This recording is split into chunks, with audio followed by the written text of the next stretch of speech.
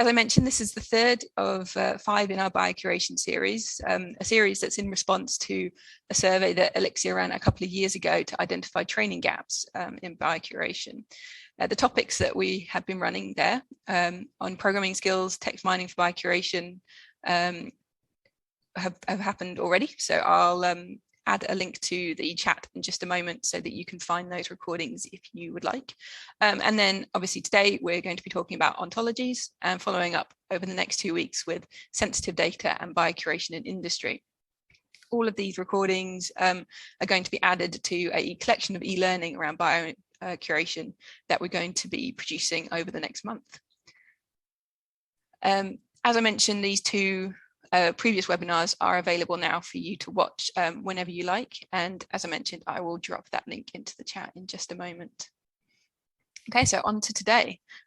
We are talking about ontologies for biocuration. So what are ontologies and why are they useful in the field of biocuration? Today we have joining us Antonia Locke, who's a scientific database curator at Uniprot, who's going to talk to us a bit about the background of ontologies as well as the Gene Ontology. And also Violeta Munoz-Fuentes, who is a biologist working in the mouse informatics team, who is going to show us some of how the International Mouse Phenotyping Consortium uses ontologies in the background of its data analysis. Okay, so thank you. With that, I will hand over to Antonia. Thanks.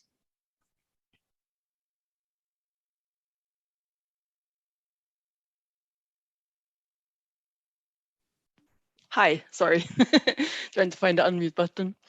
Yeah, so as Anna said, I'm going to give you a brief introduction to ontologies, what they are and how they're structured. There's my pointer. So there's a lot of barriers to finding knowledge in life sciences. So for examples, humans can't operate at the scope, scale or speed that's required by modern research today. So for example, there's over 30 million citations in PubMed, almost 200,000 structures in the PDB, and in the NAR journal, there's been around 1,800 different life sciences databases described. So obviously, at the scale of an individual research groups, it's impossible to collate all of this information in any sort of sensible way. There's just too much data. So nowadays, researchers, aside from publishing the findings in journals, they're often required to deposit often specialist data into different repositories. So for example, the PDB or Gene Expression Omnibus. And so once you find this data, it can be difficult to interpret for other researchers, and sometimes it's also difficult to know what kind of quality the data is of. And in this paper, the authors found that in their domain of life sciences, they've estimated that 2/3 of public data might be unreusable. So in contrast, computers or machines, they are, unlike humans, they have no intuitive sense of semantics or contextual cues. So they can deal with the scope, scale, and speed of data, but they can't cope with the context. So for example, if you have a concept such as bud initiation, humans would be able to pick out from the context if you're talking about tooth bud initiation, cell bud initiation, or flower bud initiation. So where curators come in, well, we organize the world of knowledge. So we find data sets, publications, different repositories, we describe and simplify often very complex data. We connect and organize data. We try to remove clutter, so redundancy in data. We develop standards. We also deprecate old knowledge. We disseminate information to others, and we maintain archives of historical records. So in 2016, this paper was published describing the FAIR principles, so the 4 founding principles for good data management. And it was done to improve the findability, accessibility, interoperability, and reuse of different digital assets. And the principles refer to three types of entities, so data or any other digital object, metadata, which refers to information about that digital object, and different infrastructure. So in order for data to be findable, well, it should be easy to find for both humans and computers. And machine readable metadata are essential for automatic discovery of data sets and services. And to achieve this, you need to associate data with identifiers, metadata, and it needs to be deposited and indexed in a searchable repository. In order for data to be accessible, once a user finds their required data, they need to know how they can access it, and also if they need any authentication or authorization. And metadata needs to be retrievable and accessible using standardized protocols. And for data to be interoperable, it needs to be integrated with other data and interoperate with applications or workflows for analysis, storage, and processing. And it should be described using accessible and widely acceptable language.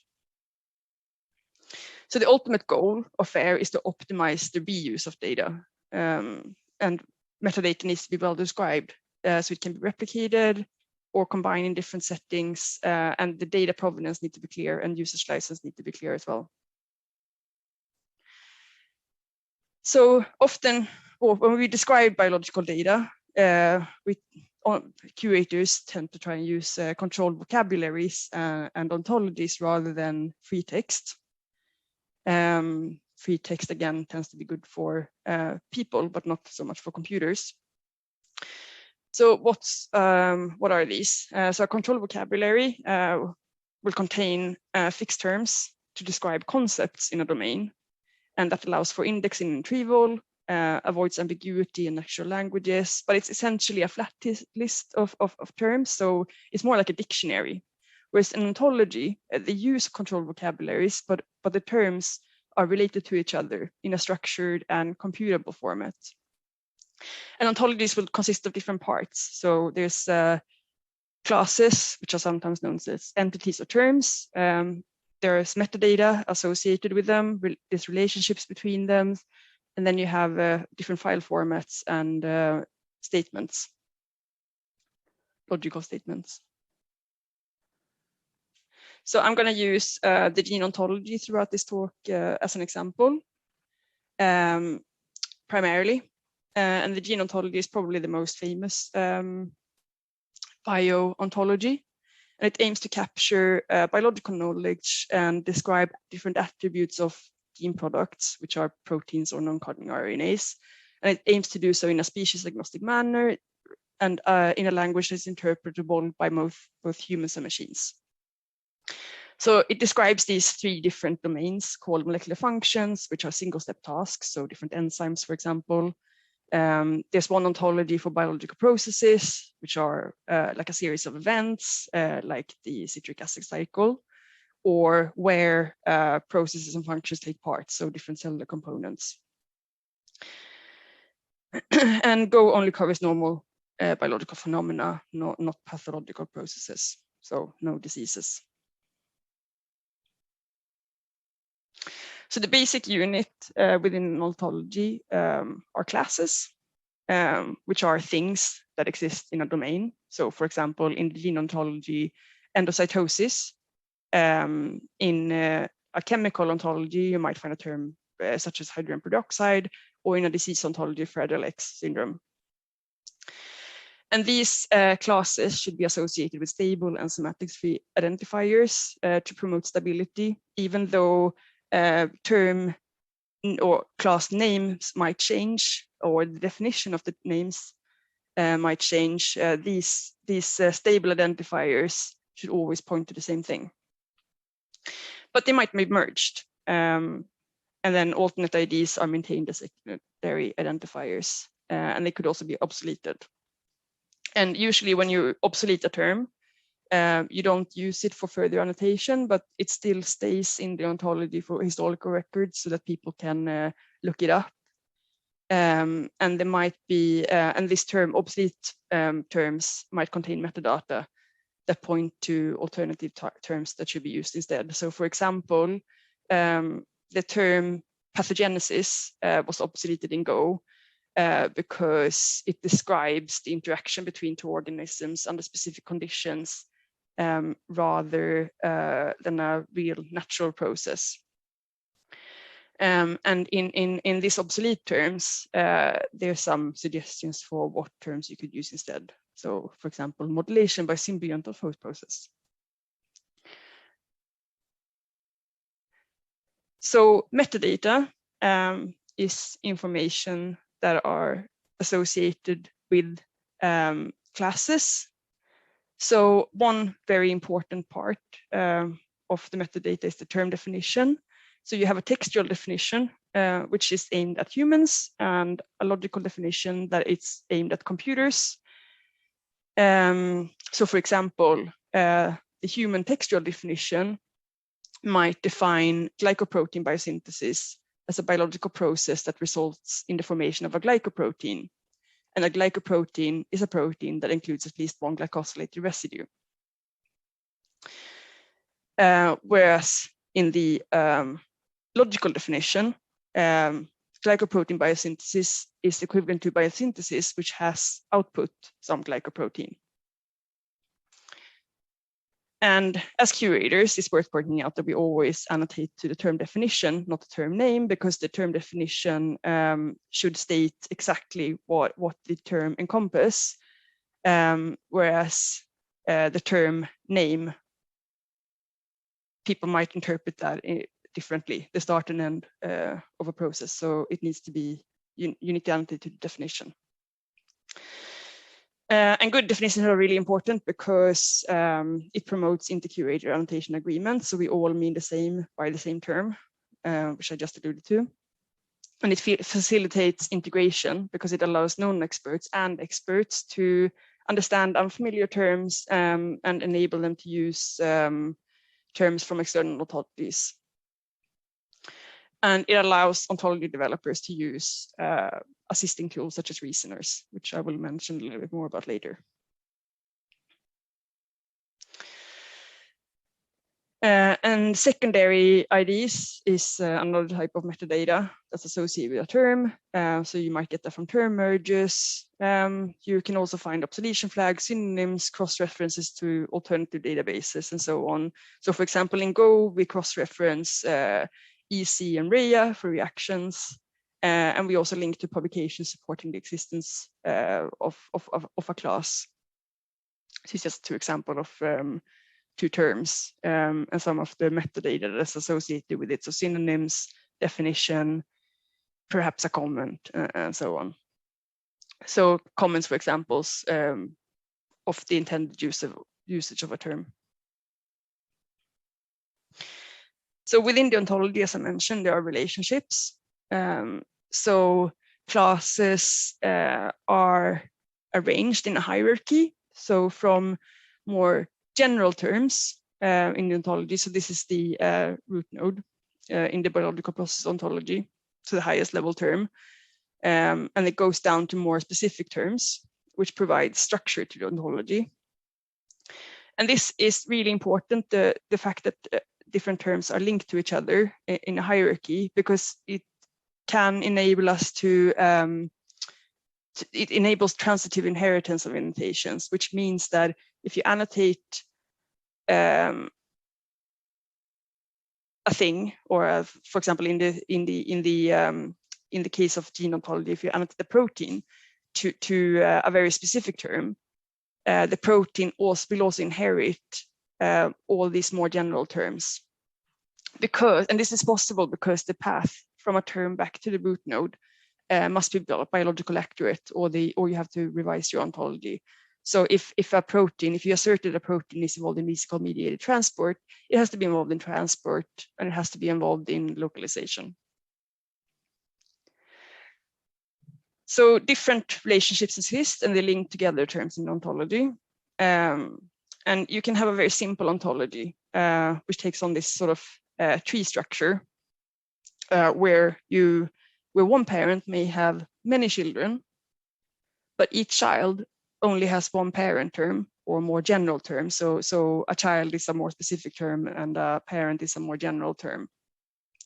And these very simple hierarchies only have one single relationship, which is ISA. And most biontologies today, not all, but most of them, are structured as these more complex graphs called directed acyclic graphs, or DAGs. So here you have many-to-many in each direction. So one very specific term might be linked to multiple more general terms.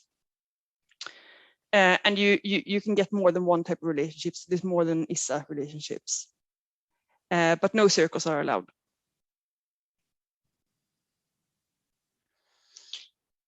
So single inheritance versus multiple inheritance. So here I said that a child only has one parent, but that's not true typically in life sciences. So for example, in this example, this is an example from the FMA ontology, which is an anatomical ontology. And you see that the phalanx on the finger, well, the proximal phalanx of middle finger is a phalanx of middle finger, is a phalanx of finger. And if you only allow one ISA relationship as you go up the ontology, then you miss out on saying that proximal phalanx on middle finger is a proximal phalanx of finger. And that has the implication for the user that if you search for the proximal phalanx of any finger, you won't find things annotated this because there's no link in the ontology.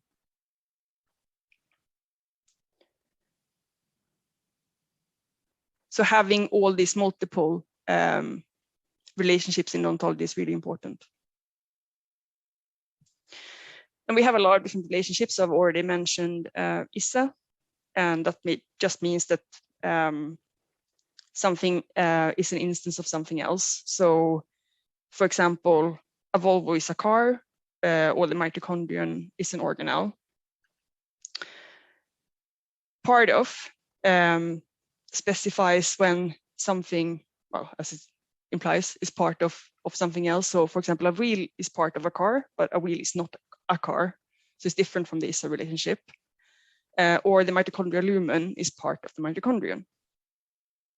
And some relationships are very specific to some domains. So ChEBI, for instance, includes chemistry-specific relationships. So ISA Tautomerov.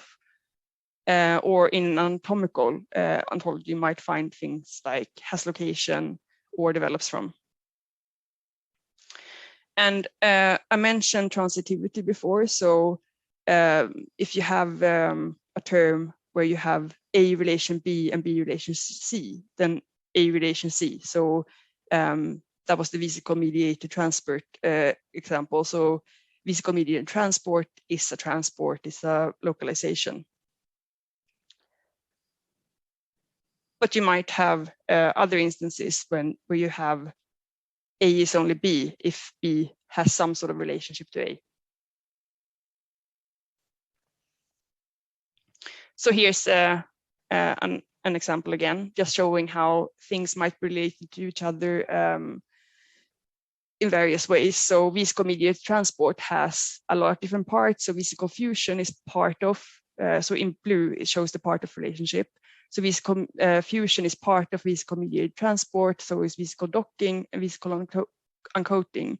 And then the black arrows show the ISA relationship, and they are very unrelated between these three terms. So vesicle fusion is an organelle member fusion, vesicle uncoating is protein depolymerization, and vesicle docking is organelle localization by membrane. So we have various different ontology-specific file formats. So Go was initially represented in a language or in a file format called OBO, but now they've moved to something called OWL, which is a logics-based language characterized by formal semantics. And then within OWL, you have these statements. which have a definite logical meaning. Classes have different instances of members, and then you have these logical statements that define constraints of class definitions that apply to all these class members. So for example, in the statement carboxylic acid is a carbon oxoacid, it has the logical meaning that all instances of carboxylic acid are also instances of carbon oxoacid. And you have lots of different other ones. So you can also negate, for example, tailless is equivalent to not, has part, some tail. And there's a few other examples here, and I've linked to where I got this table from.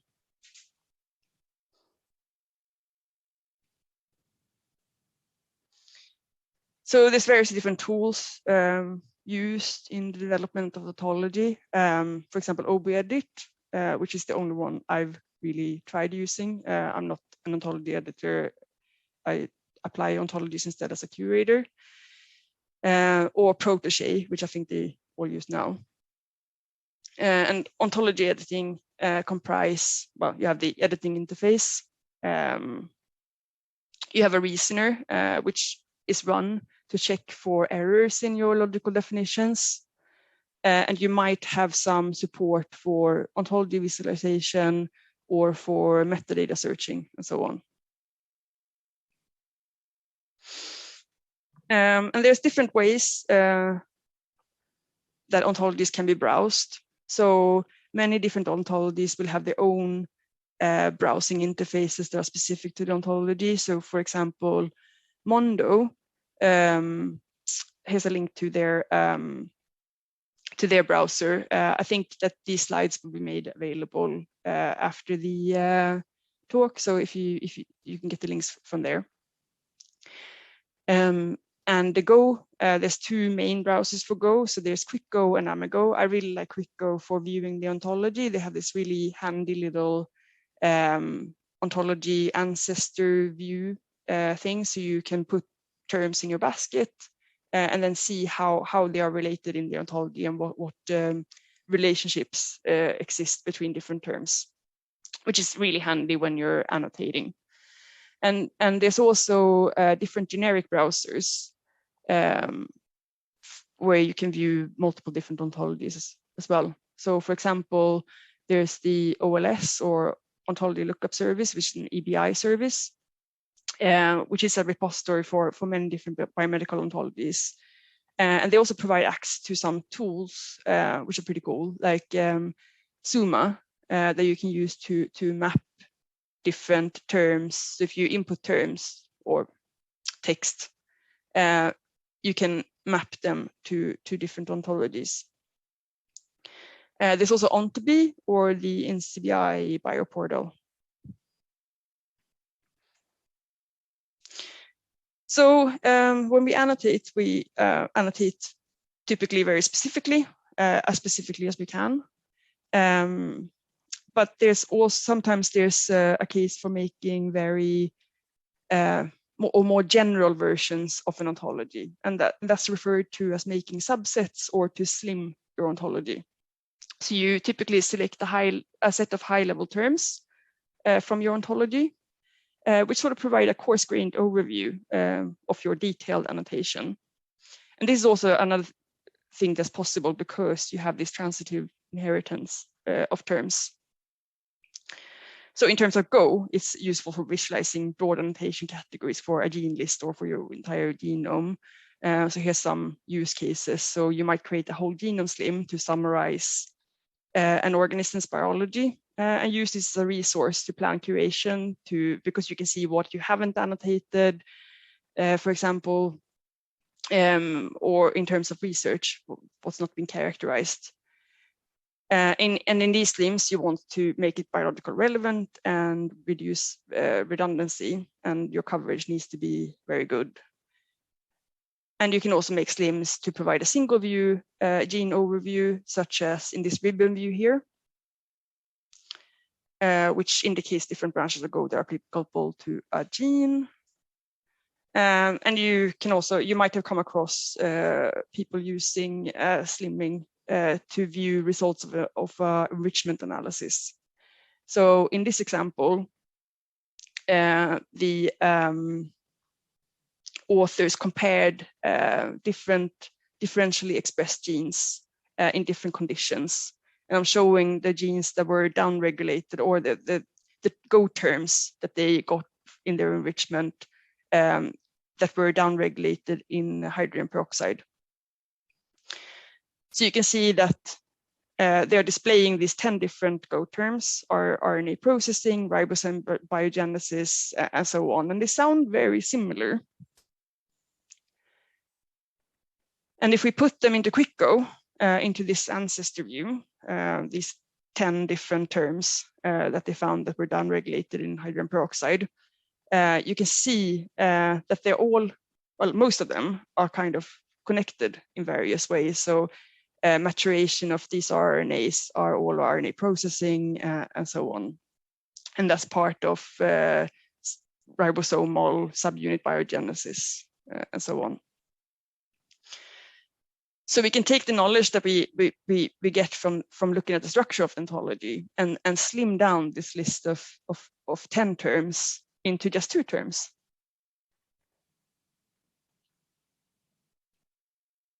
Which provides a more condensed display.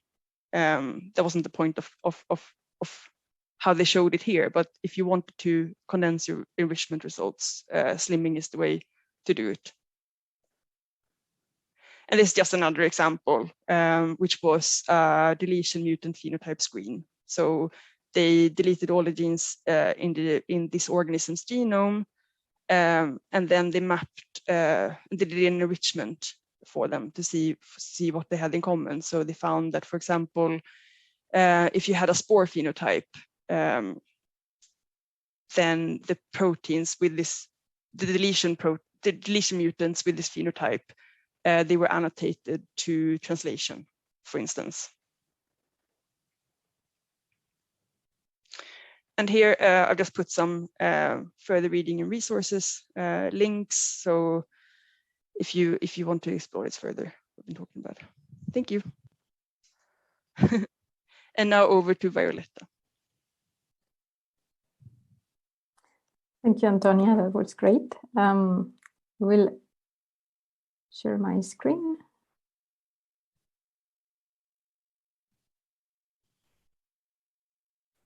So I hope you are all seeing that all right. Okay, so hello everyone. My name is Violetta Muñoz, and I work at EBI in the mouse informatics team. It's a group of people composed by, we are 6 team members. I'm a biologist, but another team member is a statistician, and I also work with software developers. So today I am going to follow up presenting the IMPC.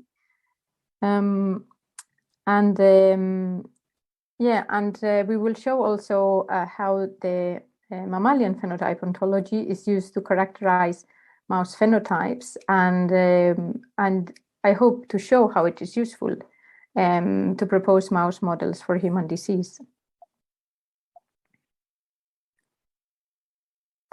So the IMPC is building a catalog of gene function, and we do that by creating knockout mice that are phenotype. I will talk a little bit more about this. And we do this for virtually every protein coding gene. That's about 18,000 genes in a typical mammal. It's a transnational research infrastructure, and you can see in the map the research institutes that form the IMPC, including leading mouse research institutes. So most current biomedical and protein research focuses only on a small proportion of genes. And this is a problem because this results in a lost opportunity to identify new gene disease associations, as well as explore new opportunities for therapeutic intervention. And the IMPC and a few other programs are focusing on elucidating gene function for genes that are poorly characterized or that are understudied. And we call them the ignorome. And that's the type of genes on which the IMPC is focusing. We do this at scale, and currently more than 8,000 knockout lines have been produced and characterized. In the infographic here, you can see how we are organized. So there is the mouse clinics that produce the mice and phenotype them, and all the data is collected and passed on to the Data Coordination Center, which are our colleagues in Harwell, Oxford, where the data is validated and QC checked, and the first statistical analyses are performed. And then the data is packed and passed on to us, the core data archive at EBI, where the statistical analyses are performed, and the data is released to the scientific community worldwide through a web-based data portal, and the data is free to use. So, as I mentioned, the IMPC phenotypes knockout mice, and these are a series, and the IMPC to do this conducts a series of tests, which are organized in 3 pipelines: the embryo, the early adult, and the late adult pipelines. And all our protocols are standardized across all the centers that produce the data, and this is organized in a resource called Impress that can be accessed through our website. And this is our main pipeline. It's a 16-week protocol represented by the chevrons. That's the age of the mice in weeks, and each box is the test or a procedure. The pipeline is applied to 7 males and 7 female mutant adult mice, and also to wild types, which are the controls. And the deviant phenotypes inform about the physiological system that is disrupted when a gene is disabled or knocked out, which effectively allows to link gene to function. So, for example, here you can see that a protocol ECO and ECG that are applied in week 12, and heart weight collected on week 16 are all combined to study the cardiovascular system, and the same happens for other tests conducted throughout this timeline.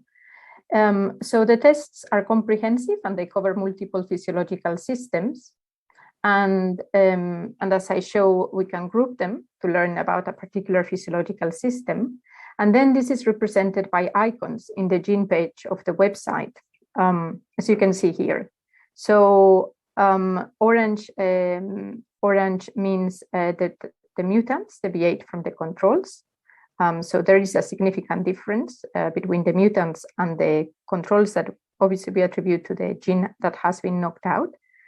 Blue would mean that there are no significant differences, and gray means no data has been collected.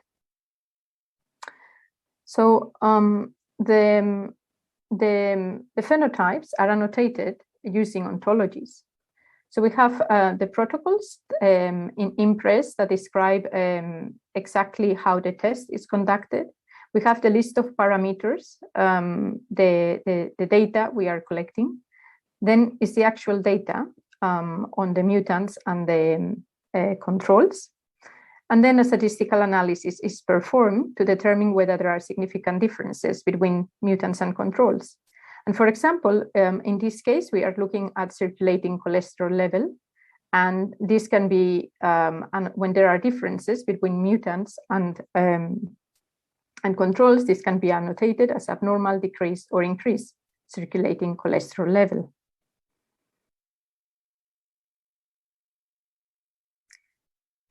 In the IMPC website, this is a gene page, and here we report deviant phenotypes using the Mammalian Phenotype Ontology, and they are listed here. The ontology also powers our search, and the Mammalian Phenotype Ontology is a resource developed by Mouse Genome Informatics at Jackson Lab, and it contains about 20,000 ontology terms to describe phenotypic abnormalities observed in mouse strains.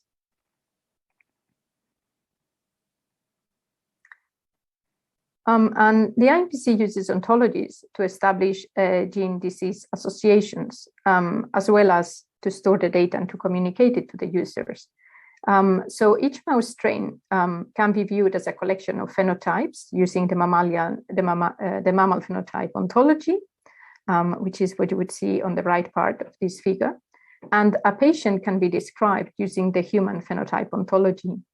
And then we can map these terms to make cross-species phenotype comparisons by semantic similarity. And for example, we could look here at short maxillae and hypoplasia of the maxillae, and this can be mapped to each other. We can also look at physiological terms such as, for example, decreased circulating cholesterol level.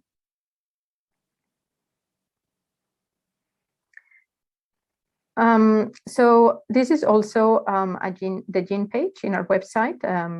As you scroll down the page, you will find the human diseases section.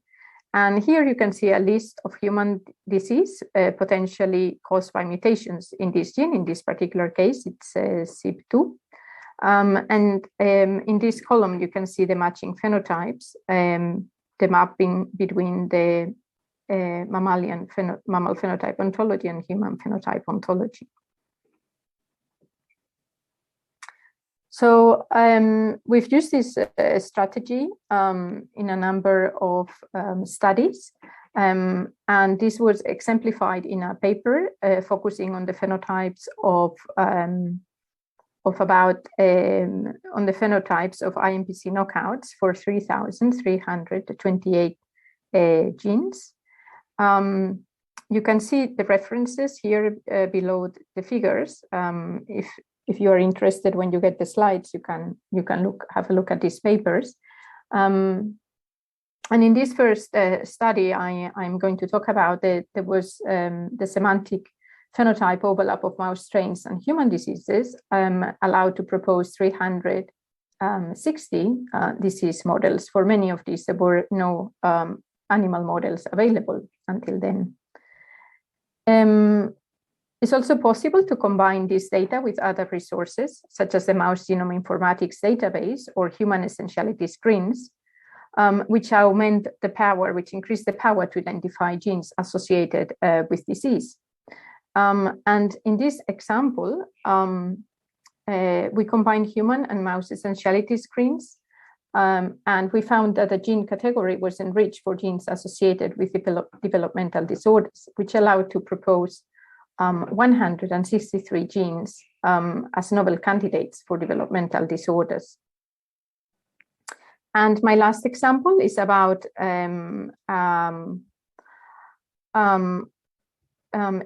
how biomarkers found in mice may contribute to early diagnosis and improve treatment of patients.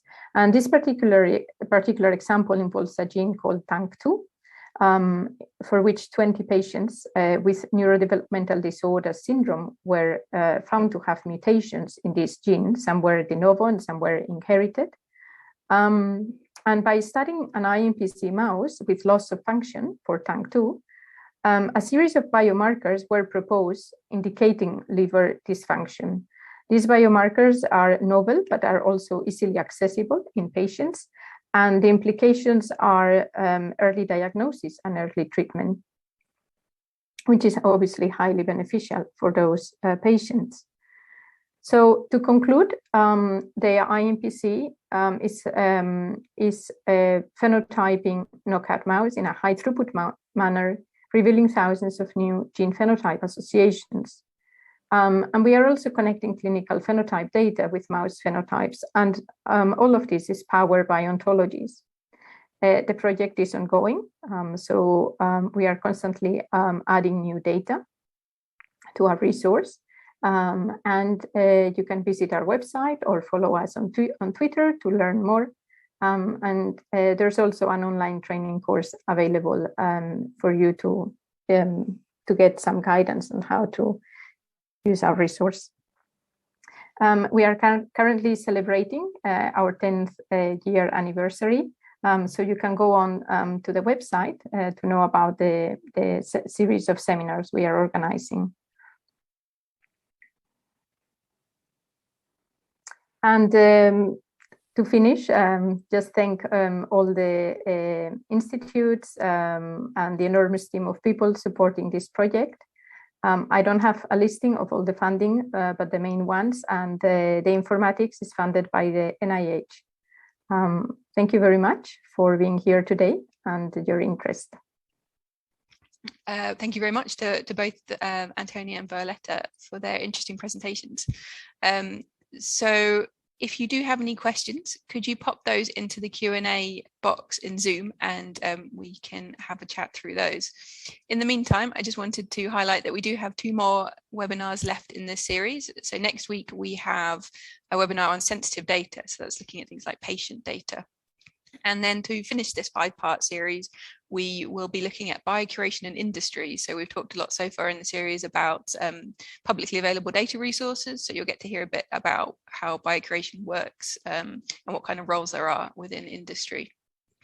Okay, so just having a look at the questions coming through.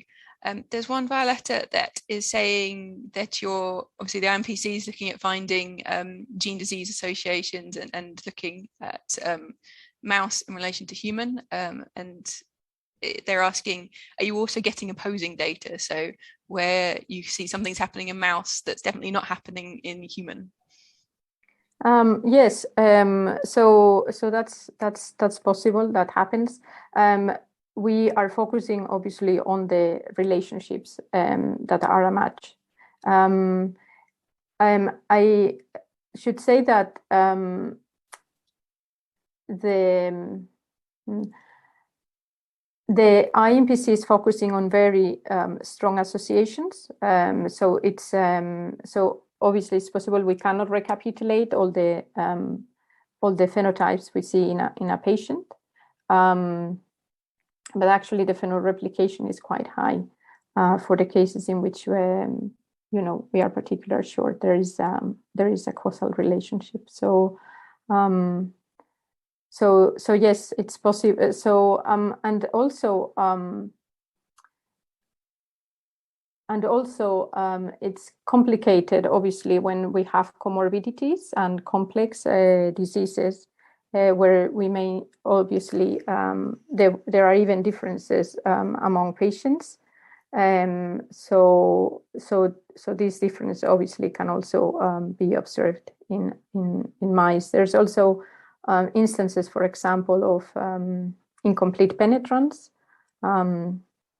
So yeah, it's quite complicated, but yeah, we're getting there. Great, thank you. And one more question about MPOs. So is the Mammalian Phenotype Ontology working together with the Human Phenotype Ontology, or is the MGI mapping terms to the Human Phenotype Ontology?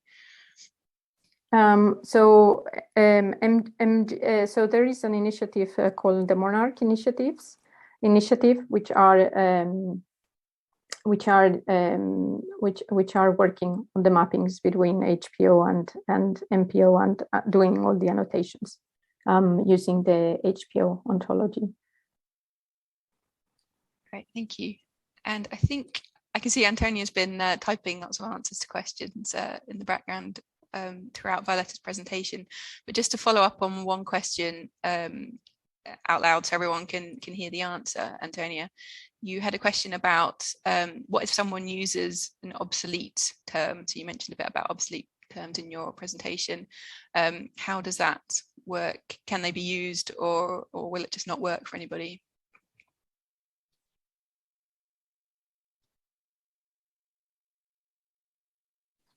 Sorry, I was typing. Sorry, caught you by surprise.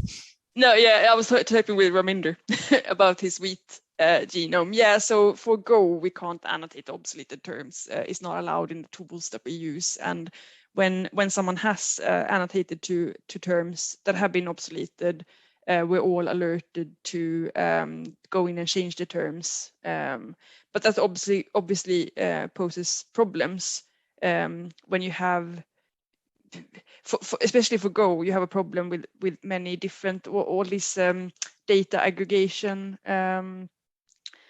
resources or databases that just sort of display data without having curators that look at the data and make sure it's up to date. So sometimes I've seen different databases that, or I've seen some databases that show data that's been 12 years out of date, and that's ludicrous. Yeah, so it's important to always check that whatever resource you are using, check that they are using and displaying the latest versions of the ontology you're interested in and data versions. Right. Yeah, so, and that's another problem. So for Go particularly, because there are so many researchers working on organisms that don't have their own model organism database, and it's very hard for them to access annotations for their proteomes or genomes in a sort of user-friendly way. So sometimes they can go and download the annotation file, but if you want to browse them, you ideally want something like the Saccharomyces genome database or UniProt or whatever for your whole the genome or proteome. But there are so many organisms that are not supported. It's really difficult. It's a problem. I think there was an estimate that about 0.4% of the NIH research budget goes to maintaining databases, which is a very small percent that goes to administrating data. It's, yeah, there's not a lot of resources to cover a lot of research. Thank you. I just wanted to follow up to say as well, I've popped a couple of links into the chat. So both Violetta and Antonia have done previous webinars for us, and those are both available where they go into more depth on the IMPC and Gene Ontology respectively. So those are always available on our sites if you want to have a look at those in more detail. We're going to leave it there for today on the question front, but I just want to obviously say that for any of our resources at the EBI, there are people working behind the scenes on them who will answer your questions if you contact them via the help desk. So there are people there for that. Obviously, if you have questions following, you can also email us as well. And thank you very much to Antonia and Violetta for joining us today.